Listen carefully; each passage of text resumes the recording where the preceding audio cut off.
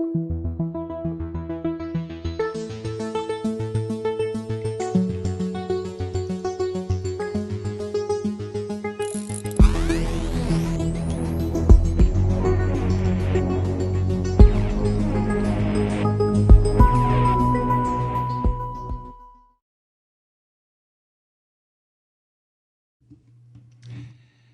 where were we?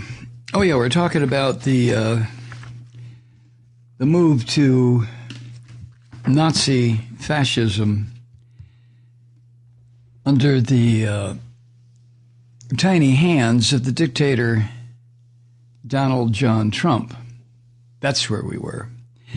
Another thing that has been shocking in the past 24 hours, isn't it amazing how many things are shocking in any given 24-hour time, a block of time, huh? You notice that? One thing after another. It's very hard to stay abreast of the atrocities that this orange bastard keeps committing and has committed for the past almost 4 years. But anyway, most Republicans remain silent on Trump's remarks about he's not guaranteeing any peaceful transition of power. They've either remained silent or refused to call him out by name. Some of them have issued weak statements. A few Republicans are suggesting that, there's going to be a peaceful transition of power. Yeah, not to worry. Including this rancid, filthy, politically filthy, I think he's morally corrupt too, Mitch McConnell, the Senate Majority Leader. He came out and expressed his broad support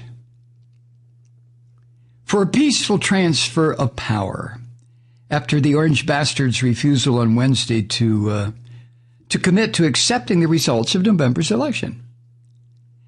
But all of these Republicans who have made their little weak statements of support for the peaceful transition of power have been very careful to avoid any direct criticism of the orange bastard. It's astonishing to me.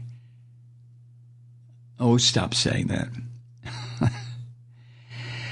The Turtle, early this morning, on Twitter, said this, quote, "The winner of November's third election will be inaugurated on January 20th.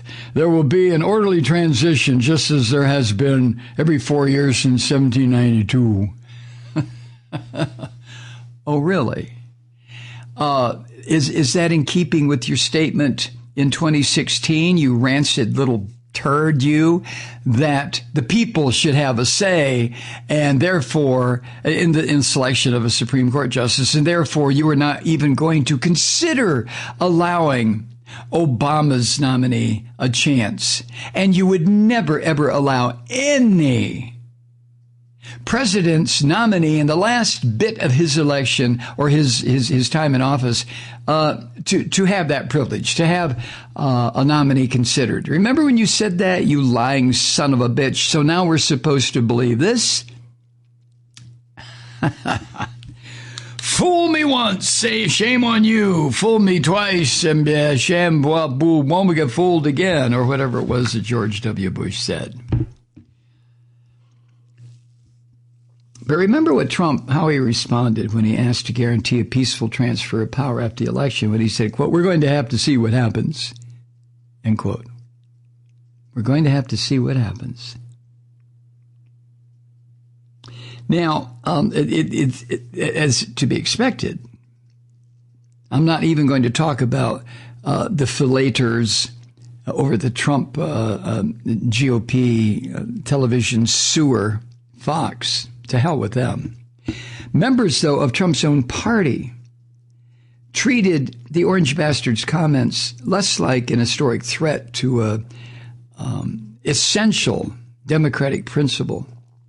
That is just another provocation from the media that they hope to dodge.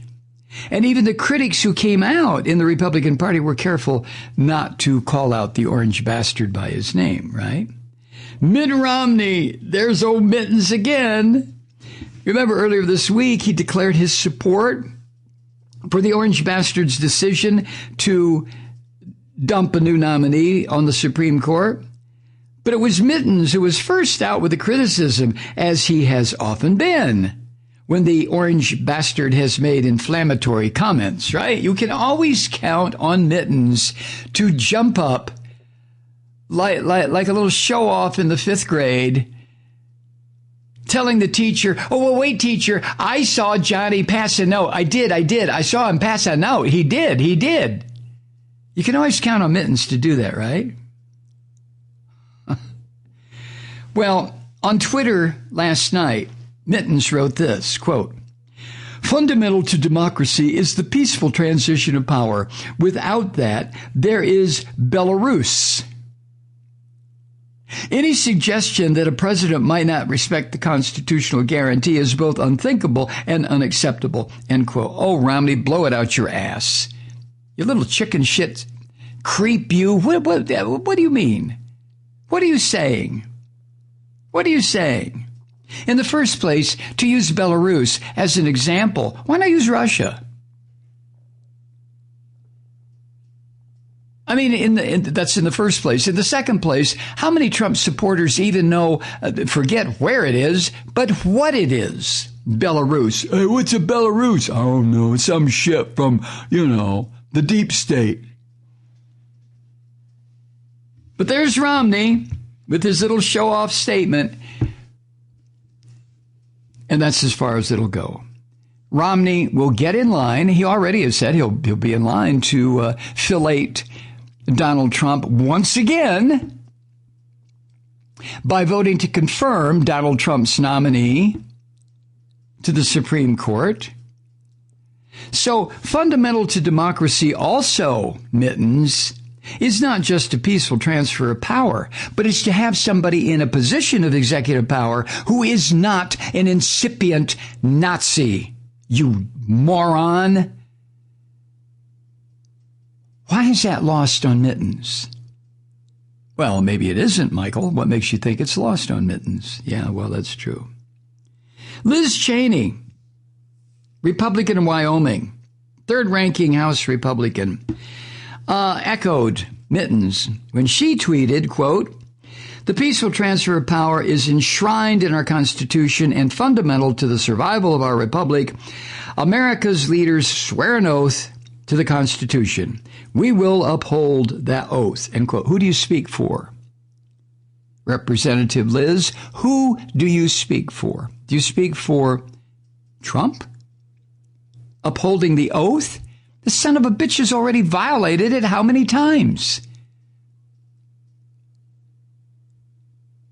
And when you voted not to impeach Congressman Liz, Congresswoman, whatever, were you upholding your oath to the Constitution to protect and defend the United States against all enemies, foreign and domestic?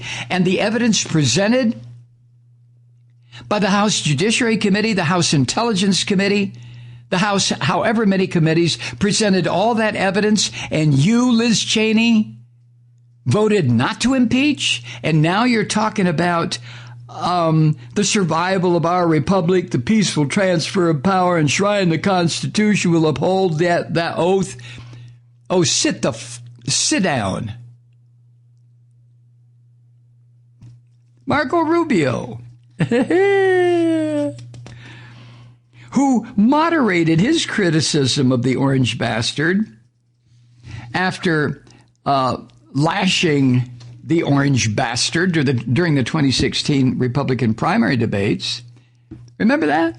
Marco Rubio. Is it Marco Rubio? Marco Rubio has the ugly wife, or his father assassinated Kennedy? Or no, that was the one from Texas, the real evangelical Christian asshole. You know who I mean. But even Rubio avoided referring to the orange bastard directly in his response this morning. This is what he said. or what he wrote. Also tweeting, he wrote, quote, "As we have done for over 2 centuries, we will have a legitimate and fair election. It may take longer than usual to know the outcome, but it will be a valid one. And at noon on January 20th, 2021, we will peacefully swear in the president." Now, end quote. This is from that little rat bastard who is also supporting the orange bastard's approach to filling the Supreme Court vacancy. So, Marco, you too, STFU. I mean, who do these people think they are?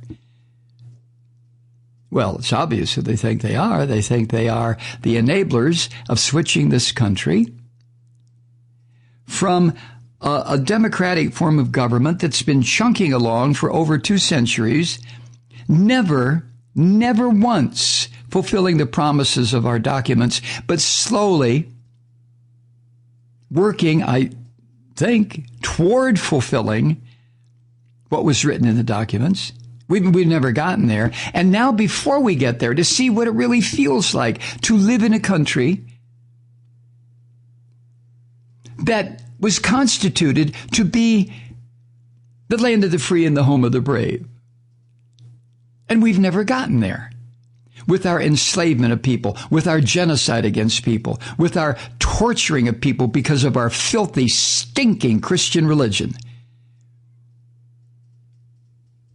And if Trump is to have his way, we'll never get there. To see what it feels like to live in a true democratic republic. And last night, was it last night?